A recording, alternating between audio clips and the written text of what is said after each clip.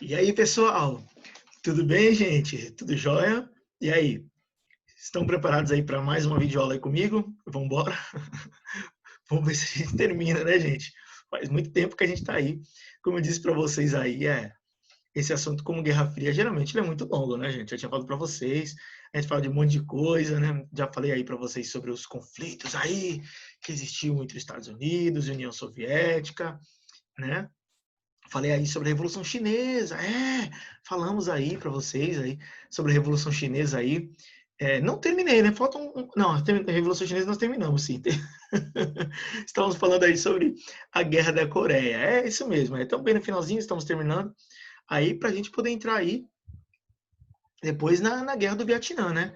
Vamos ver se a gente encerra aí essa outra parte dessa aula, é, é, terminando aí essa parte que fala sobre a Guerra do Vietnã. Então vamos lá, gente. Então vamos embora. Vamos para mais uma videoaula comigo? Estão preparados aí? Então, gente, antes de mais nada, lembre-se, pega o caderno aí, a caneta de vocês e comece a fazer as anotações aí, tá, pessoal? Comece a fazer, que eu preparei um slide bem bacana aí para você anotando, para quando você for fazer a prova do SSA e a prova do Enem, você tá firme aí, bem confiante, né? Lendo tudo direitinho aí, para que você possa tirar uma boa nota aí na prova do SSA, né? E também do Enem, tá bom? Então, vão anotando aí. Não deixe de anotar não, tá, gente? Deixe de anotar não, que isso é importante, tá? A gente assimila quando a gente anota. Então, vou começar a compartilhar aqui com vocês. Compartilhar a tela. Estamos aqui. E pronto, aí, compartilhar. Bom, eu sei que isso eu já falei, mas o professor Rafael, o senhor aí já falou, eu sei. Mas eu sempre pego um pouquinho antes para a gente poder relembrar, né? Para poder continuar aí na... É como aquele desenho animado, né? No capítulo anterior falamos disso, disso e disso. Não fala isso nos desenhos animados? Né? Então, vamos lá. Aqui eu tinha falado para vocês, então. Pronto, tinha falado para vocês aqui, já tinha explicado essa parte. Deixa eu ver, vou colocar aqui no meio. Pronto, aqui. Beleza, ótimo. Então, vamos lá, gente. Então, eu tinha falado para vocês aí que a ONU, né, formada pelos Estados Unidos e seus aliados, lançaram um contra-ataque em setembro de 1950 e ocuparam rapidamente quase toda a Coreia do Norte aí, né? Como a gente pode ver aí, até com a região ali de fronteira com a China. Tomaram ali a Coreia do Norte, né? Que nós tínhamos falado aí. Falei para vocês. Aí tá. Pronto, deixa eu me tirar daqui agora.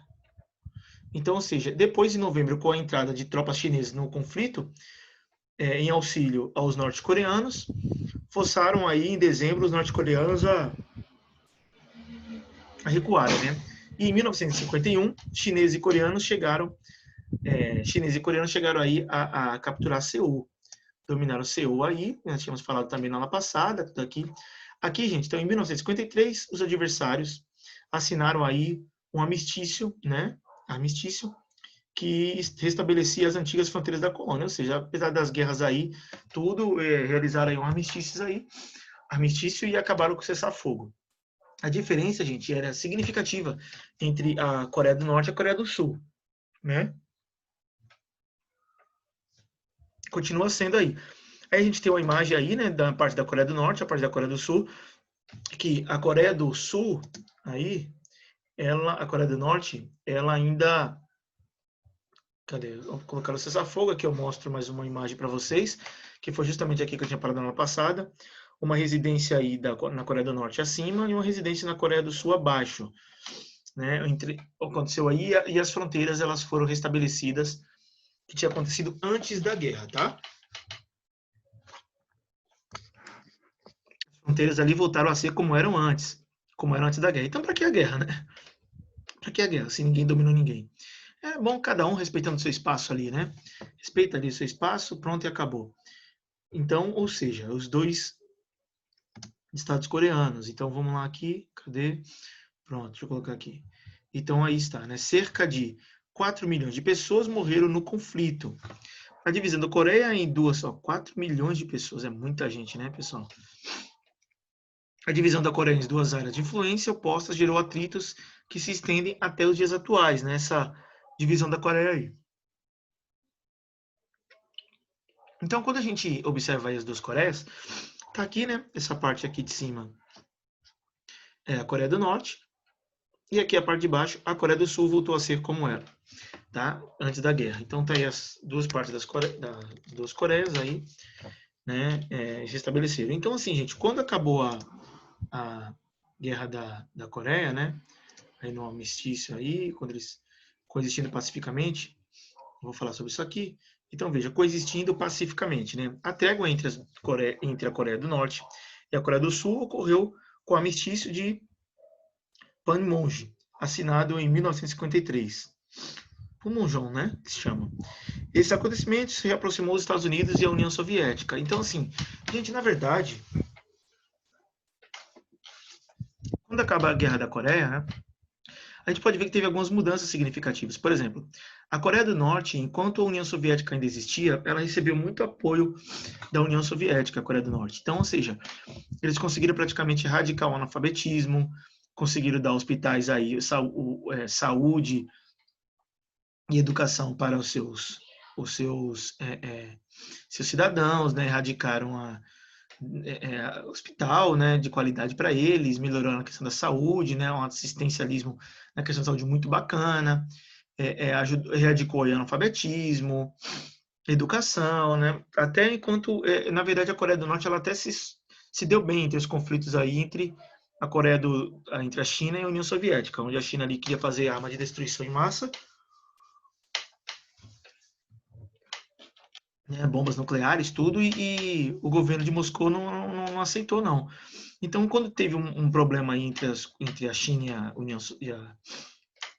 União Soviética, teve problema entre os países, a Coreia do Norte se beneficiou. Após, né, o fim aí da União Soviética, né, oficialmente em 1991, ela caiu bastante, né, ficou praticamente ali só com a China como aliado. Em contrapartida, ali a gente vê na Coreia do Sul houve investimentos capitalistas, né, bem fortes ali, o que não só dos Estados Unidos, mas de outros países também acabaram ajudando ali, um investimento muito forte na Coreia do Sul. Então, hoje a Coreia do Sul, ela é visivelmente, ela é extraordinariamente bem mais devoluída do que a Coreia do Norte, tá? Porque ali existe um investimento capitalista. Então, ou seja, aí coexistindo pacificamente, eu coloquei aqui para vocês, né, onde existiu aí a trégua entre a Coreia do Norte e a Coreia do Sul, ocorreu com o armistício de Panmunjom, assinado em 1953, e esse acontecimento reaproximou a União Soviética e os Estados Unidos, né?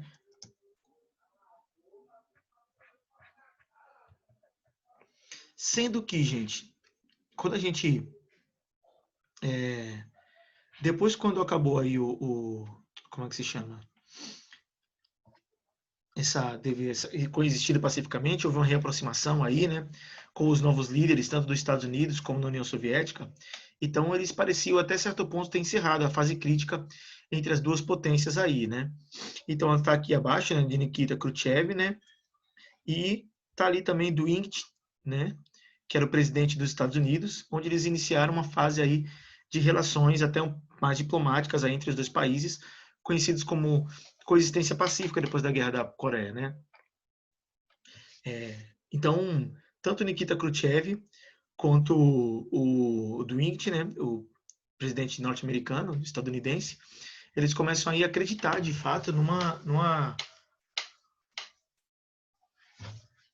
coexistência pacífica, tá?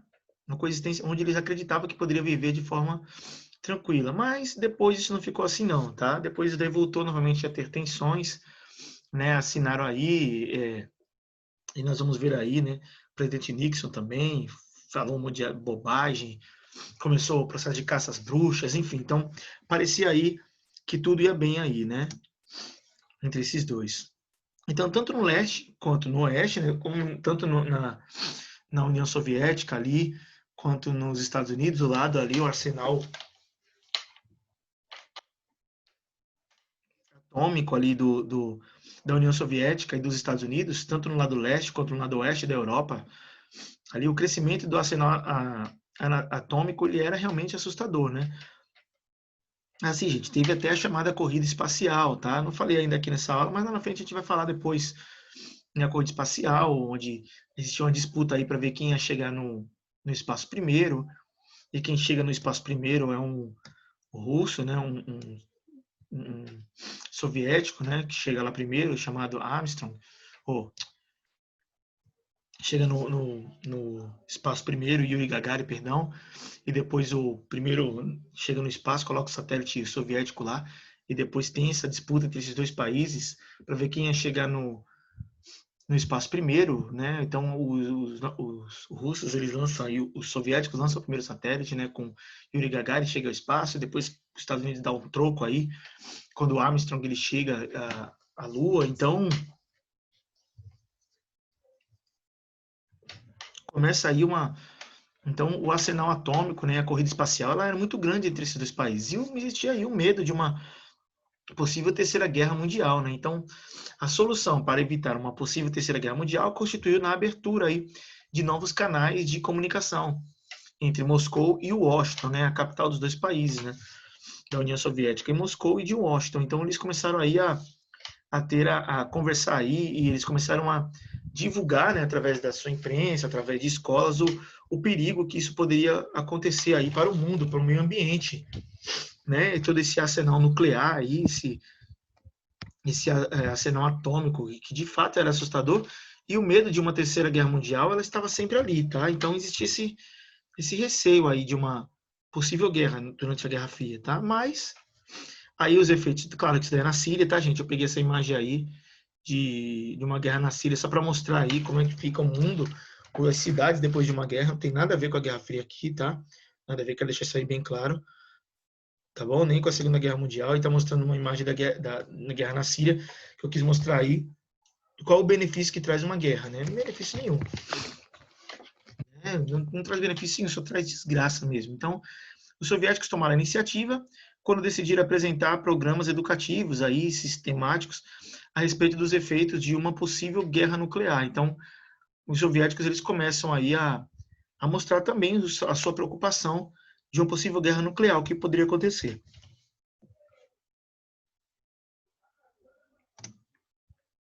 Tá bom? Só que no início da década de 1950, o senador americano, né, Joseph McCarthy, né, idealizou um verdadeiro plano de caça às bruxas aí, que ficou conhecido como o marcatismo, né, que foi um plano, né, para poder perseguir aí os comunistas que estavam ou simpatizantes do comunismo aí nos Estados Unidos, tá? Então começa aí esse chamado de caça às bruxas aí, né? Uma perseguição mesmo aí aos simpatizantes do comunismo. Então a gente vê aí que existe também uma intolerância aí do lado capitalista também. Claro que existe do capitalismo para com o socialismo e vice-versa, né? Do socialismo também para com o capitalismo. São duas ideologias aí totalmente opostas, que não tem nada aí entre si essas duas ideologias. Então começa aí, gente, esse período de caças bruxas, né? Essa perseguição. Embora a União Soviética aí, ela mostrava aí a sua preocupação, né, com o arsenal atômico, programas educativos, né? Mas na verdade esse medo aí, gente, ele provinha dos dois lados, tá? Ele vinha tanto do lado dos Estados Unidos como do lado da União Soviética. Era o mundo todo, na verdade, durante a Guerra Fria, preocupados aí com todo esse arsenal atômico aí, tanto do leste como do oeste. Era o mundo preocupado. Existia um risco aí muito grande de acontecer essa chamada Terceira Guerra Mundial. E graças a Deus isso não aconteceu, porque se tivesse acontecido essa Terceira Guerra Mundial, possivelmente nós não estaremos aqui, né? Não estaria aqui mostrando essa aula aí, ensinando vocês aí, passando essa aula aí para vocês. Então, começa essa coisa aí de caça às bruxas, né?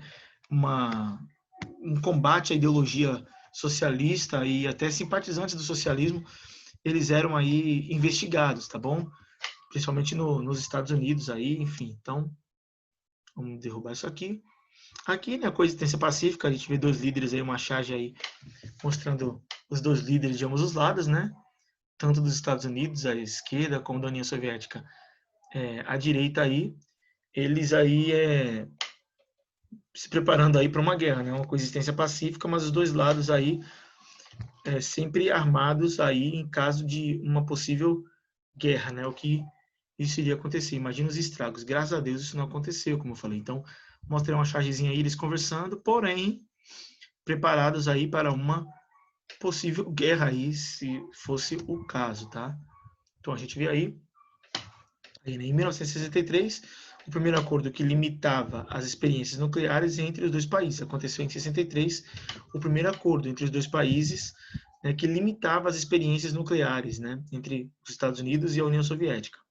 Mas essa, como falei posteriormente, essa coexistência pacífica, ela iria ser abalada a partir da Guerra do Vietnã, tá? A partir da Guerra do Vietnã, essa coexistência pacífica já não ia mais existir. Tanto os Estados Unidos e a União Soviética, os Estados Unidos entrou diretamente na Guerra do Vietnã.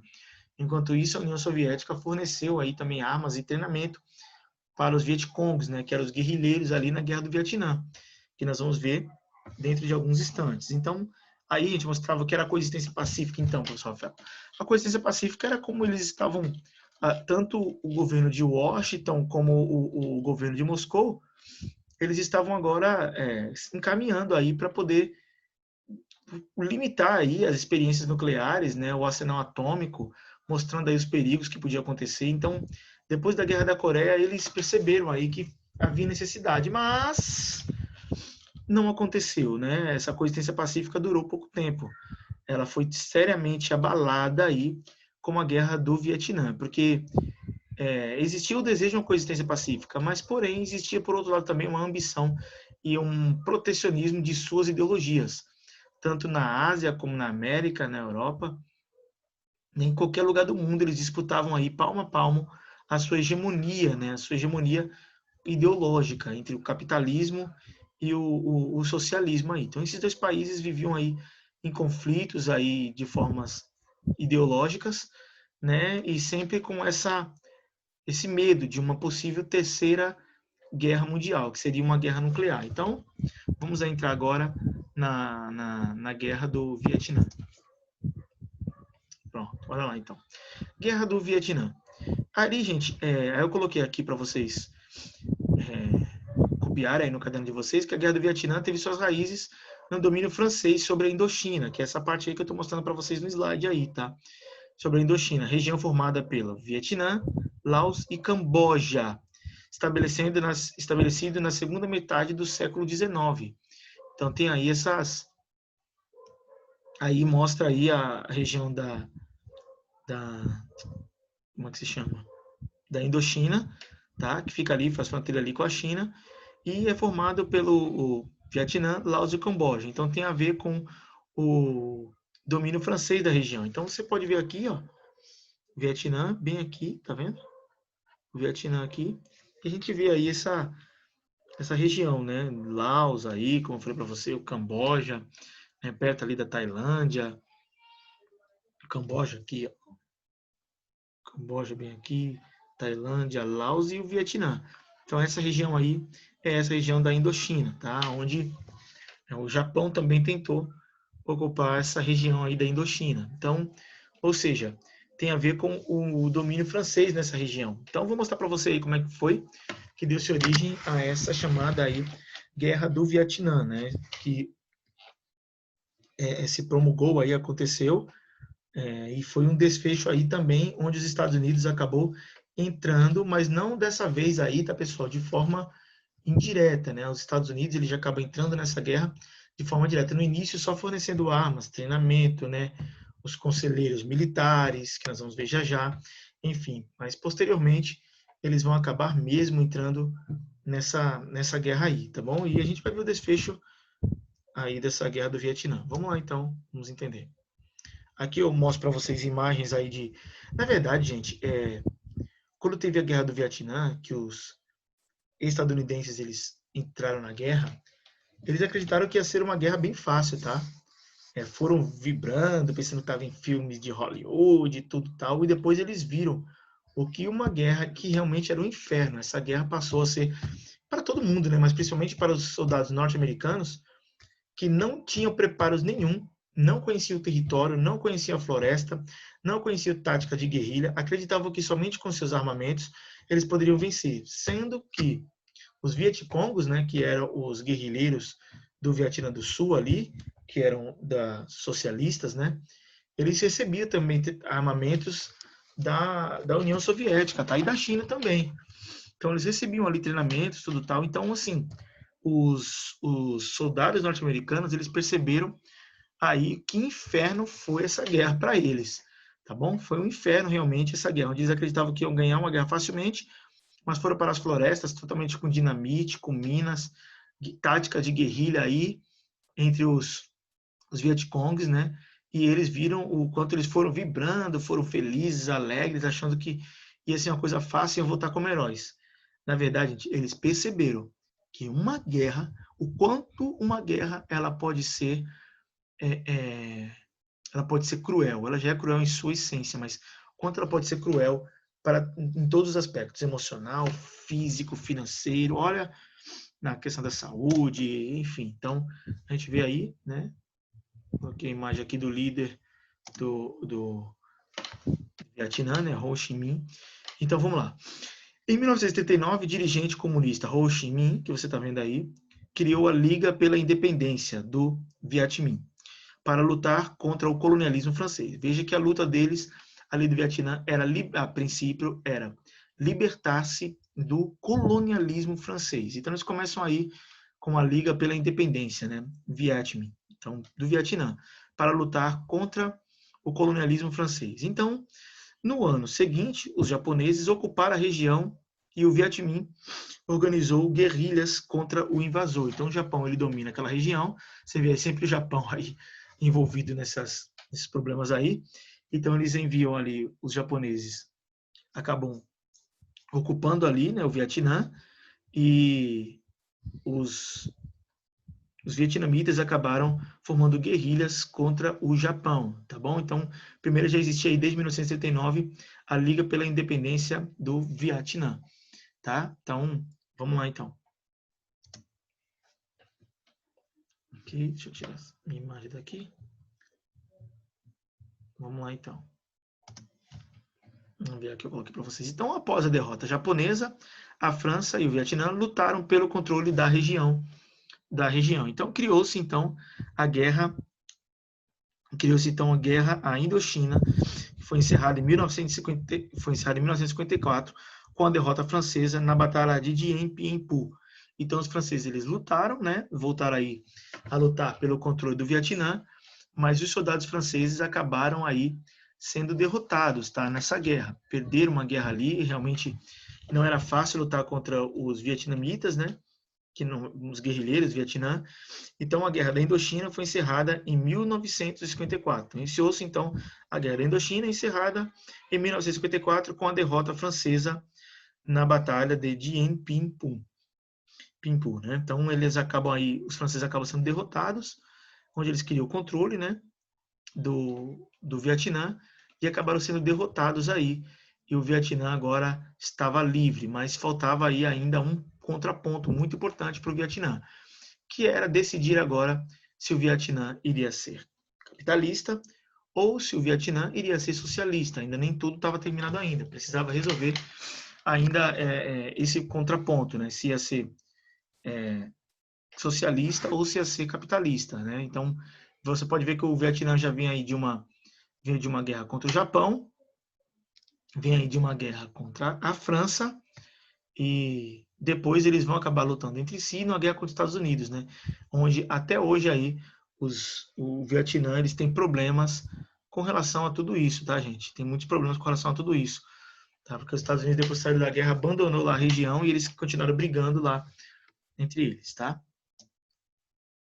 Então, aqui, né? Eu coloquei a imagem aqui, soldados franceses aí fugindo, aí, indo embora depois de uma derrota aí que tiveram. Então, no mesmo ano, um acordo estabelecido em Genebra impôs a retirada das tropas francesas e dividiu o Vietnã em dois. O do norte, sob o regime comunista de Ho Chi Minh. Então, aí é mais um ponto informativo aí, né? Onde depois ali, no mesmo ano, aconteceu, foi estabelecido em Genebra ali, impôs um acordo ali, a retirada das tropas francesas, e essa retirada das tropas francesas acabou ali dividindo o Vietnã em dois, né? O Vietnã do Norte, sob o regime comunista de Ho Chi Minh, tá? Ok? E o Vietnã do Sul, sobre o regime, cadê? O Vietnã do Norte sobre o regime. Oxi, eu voltei aqui, não, gente. Só um minutinho. O do Norte, aqui, eu coloquei 2 aqui. Então eu vou apagar um aqui, tá, gente? Aqui, deixa eu apagar esse aqui, então. Aqui, não ter colocado esse aqui, não. Então já está aqui em 36, vou aumentar aqui para 40. Fica melhor para a gente poder visualizar, né? Ok, beleza.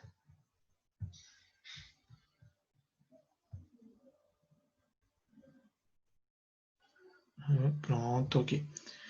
O Vietnã do Norte, né? O Vietnã do Norte, liderado por Ho Chi Minh, e o do Sul com a monarquia independente chefiada por Bao Dai. Então aqui está as duas.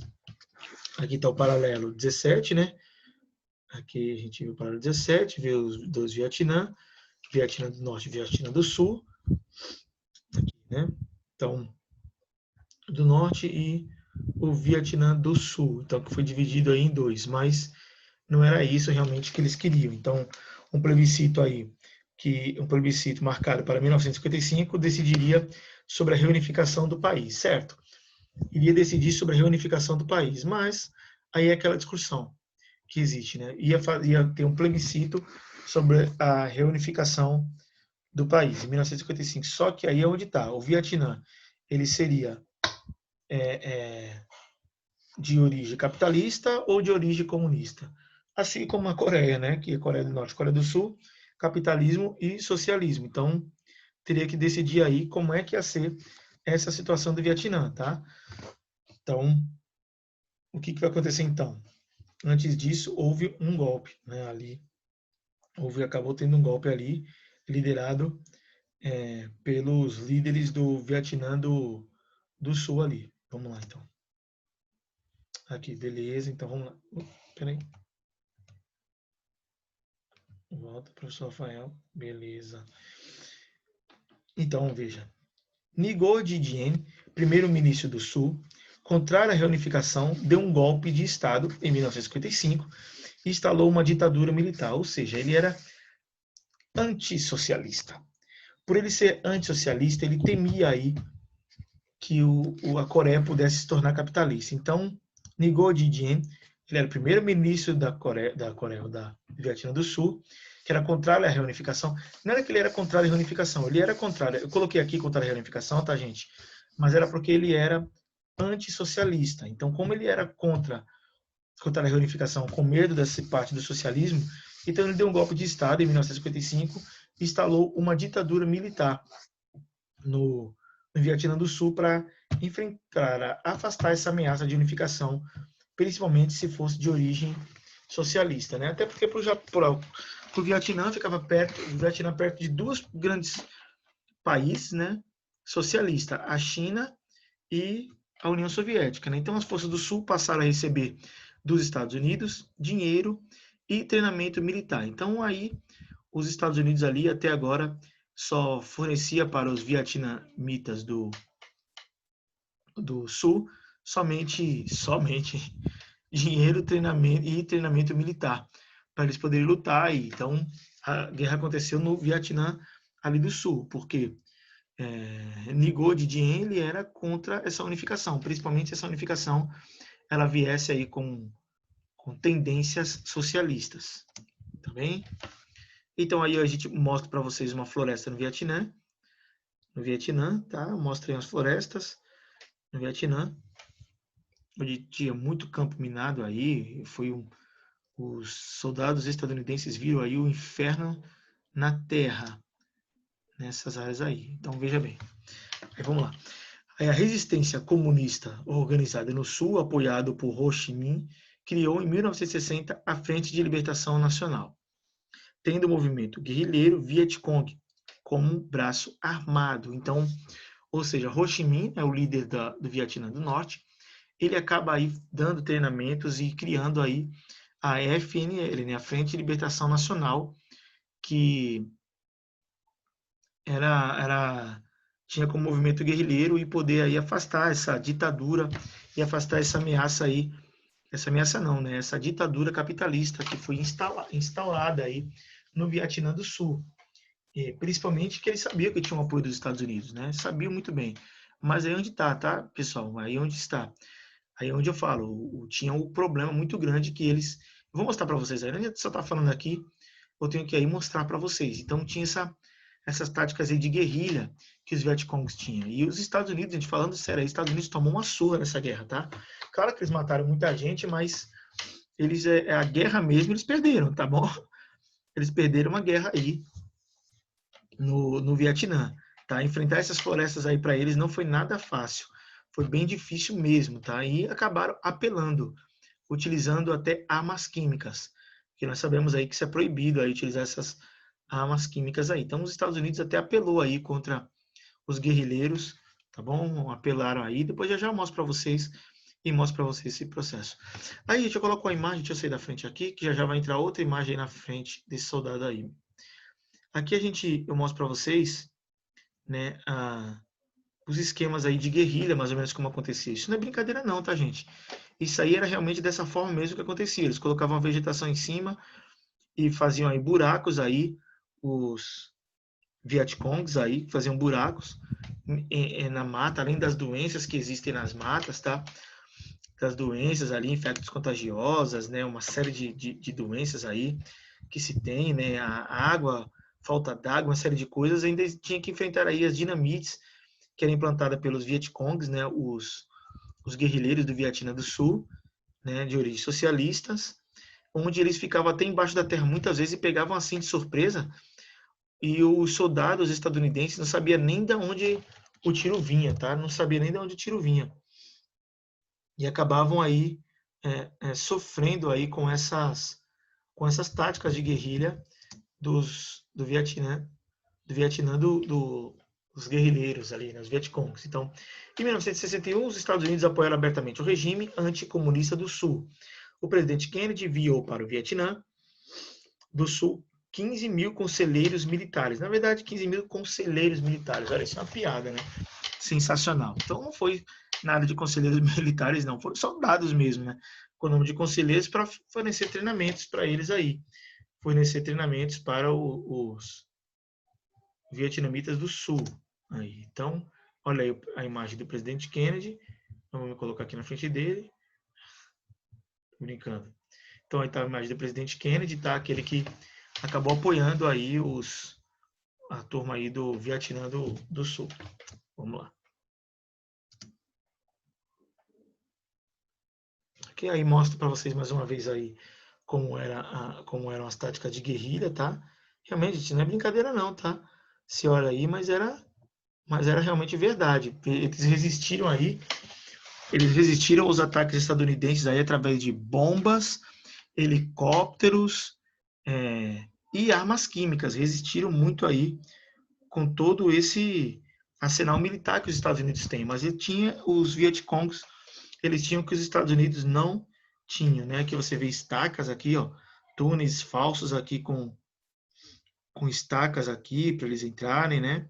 Então eles ficavam nesses buracos aí e aí formavam aí faziam buracos, como é que se chama aí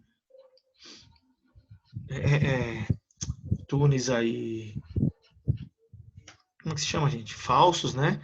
Onde você vê aí estacas, aí caso eles desciam, cair nessas estacas aí, era um arsenal de guerra bem montado mesmo aí, tá? Então, com a lei de respiração e tudo. Então, os Estados Unidos tiveram que enfrentar essa guerra aí meio à mata, tá bom? Túneis, até hoje você pode ver na internet aí túneis dos Vietcongs ali, tá? Você pode ver, tem tudo isso aí na internet. Se você tiver curiosidade, você vai lá que você vai ver direitinho, tá? O que eu tô falando aí para vocês. Aí mostra mais uma vez os soldados estadunidenses aí, sofrendo aí com uma guerra, né? Então, veja, a escala norte-americana, o apoio norte-americano ao regime anticomunista do Sul ampliou-se de forma gradual, até a completa intervenção militar. A partir de 1965, os Estados Unidos, eles de fato entraram na guerra mesmo, mostraram abertamente que não eram mais somente conselheiros, já acabaram entrando aí na guerra mesmo, tá bom? Acabaram entrando aí na guerra do Vietnã. É que eu já falei aí que a gente tinha entrado, né? Já antecipei tudo aí. Então, eles mostraram aí que acabaram entrando de fato na guerra, né? Então, beleza. Vamos embora. Então, em janeiro de 1968, eu coloquei aqui para vocês, guerrilheiros vietcongues e soldados norte-vietnamitas lançaram a ofensiva do Tet, ano novo vietnamita.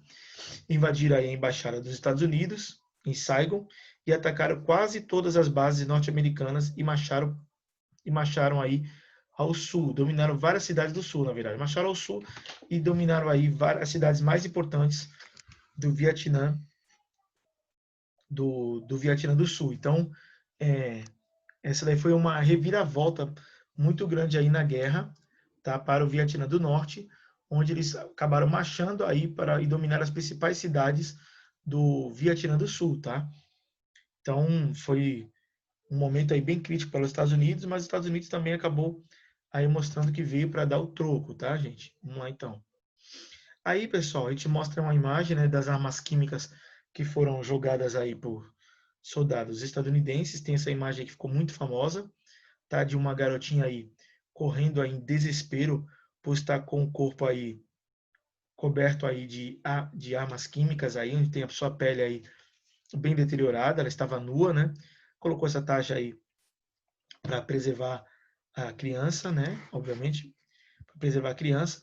Mas essa garota está viva até hoje, ela ainda mostra parte do corpo dela aí, totalmente deteriorado, tá, gente? Assim, é uma coisa realmente que os Estados Unidos acabou apelando aí na guerra. Então, as forças norte-americanas e sul-vietnamitas reagiram, né, com ferocidade, provocando aí a morte de 160 mil vietnamitas e deixando 2 milhões de refugiados. Atacaram aí com força, aí com todo o seu arsenal aí que tinha, principalmente armas químicas, né, onde mataram aí, o que tem a ver uma criança dessa na guerra, né? Uma não, né? Aí a gente vê pelo menos, tive aí 4 crianças na guerra. Não tem nada a ver com isso. E a população civil é a que mais se prejudica com essas guerras aí, tá? É a que mais prejudica aí. Então tem essa imagem da criança que ficou bem famosa aí na guerra. Então, assim, depois da surra que os Estados Unidos levaram, né, e apelaram utilizando armas químicas, nos Estados Unidos o governo enfrentou protestos aí, movimentos sociais, tá? De vários setores aí da população pedindo aí o fim da guerra, pedindo a retirada das tropas estadunidenses na guerra, né? Então vários protestos aí aconteceram aí da população, movimentos sociais, mas mesmo assim, como eu disse lá no início, o presidente Nixon ordenou o ataque à trilha Ho Chi Minh, rede de estradas e pontes camufladas e sistema de comunicação, né?